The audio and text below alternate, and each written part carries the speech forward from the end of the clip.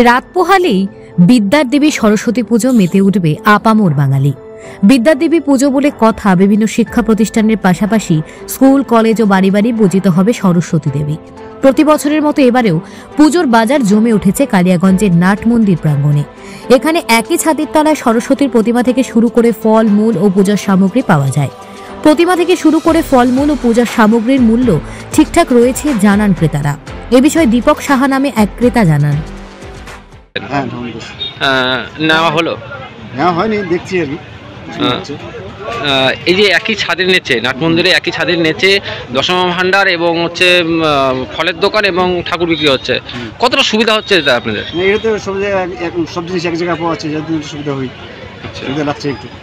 আচ্ছা, দাম সব ঠিকঠাক আছে? দাম মোটামুটি ঠিকঠাক আছে, এবার বাজেটের মধ্যে আছে।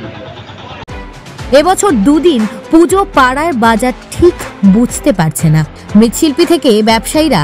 তাদের বিশ্বাস প্রতি বছরের মতো এবছরও ভালোই কেনাবেচা হবে তাদের।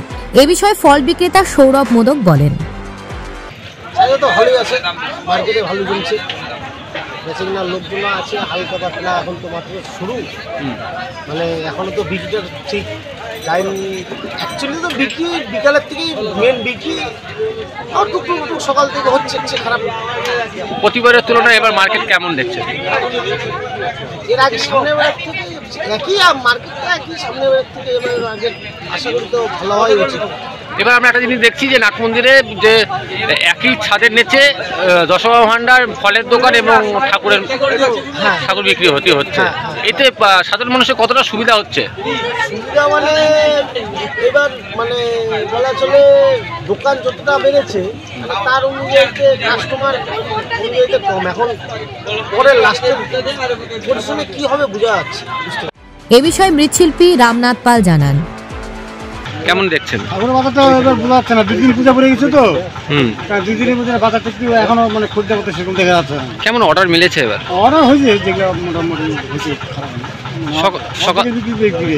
সকাল থেকে এখনো পর্যন্ত কত পিস ঠাকুর বেরিয়েছে? এখন কোনো জানি, আমার এখানে 2-4টা গেছে, সব অর্ডার দেওয়া আছে, নিয়ে জানি। উত্তর দিনাজপুরের কালিয়াগঞ্জ থেকে নিউজ টুডে বিশেষ প্রতিবেদন।